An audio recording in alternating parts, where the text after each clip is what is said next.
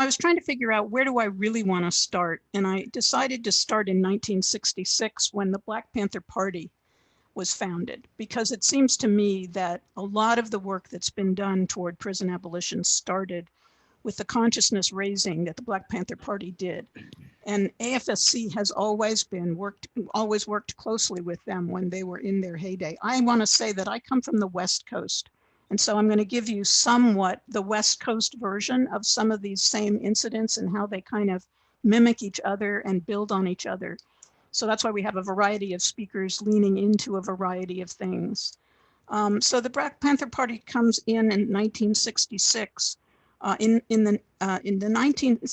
1970, there was a really intense racial dynamic going on at Soledad Prison in California. Now, you could say there's always an intense racial dynamic going on in prisons, and there is.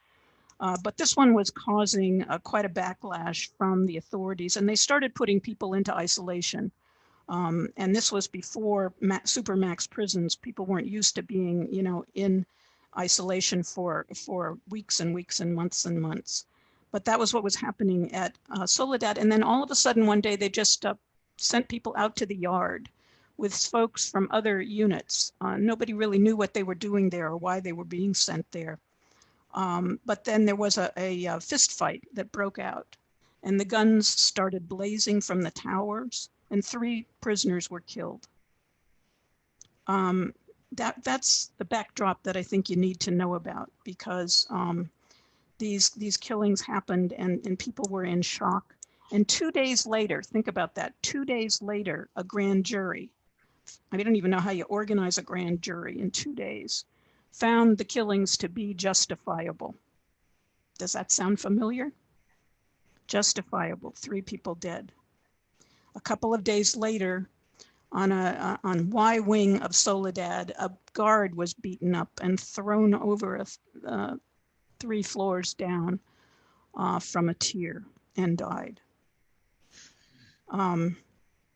So there was an investigation, and surprise, surprise, George Jackson and 2 other people were accused of murder, a capital offense under the circumstances, and put on trial.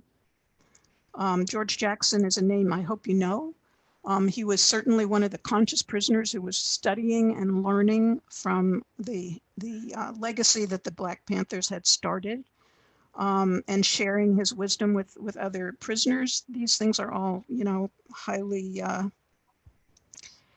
threatening to the authorities that run these institutions. But there was a change of venue to San Quentin for this trial, which was considered to be a positive thing, until another melee occurred, and George Jackson was killed by a guard at San Quentin on August 21st, 1971, in an incident that was widely believed to be a setup.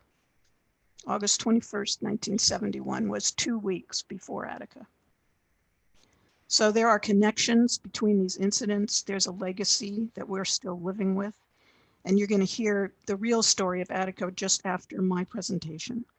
I want to say also in 1971, AFSC published a book called Struggle for Justice, a national publication written by a working group of national folks from all over the country. They were criminologists, they were formerly incarcerated folk, they were sociologists, they were activists, and they came together to do a critique of the indeterminate sentence system and the concept of rehabilitation itself, and the problems with conflating therapy and punishment, which was very popular in the 70s.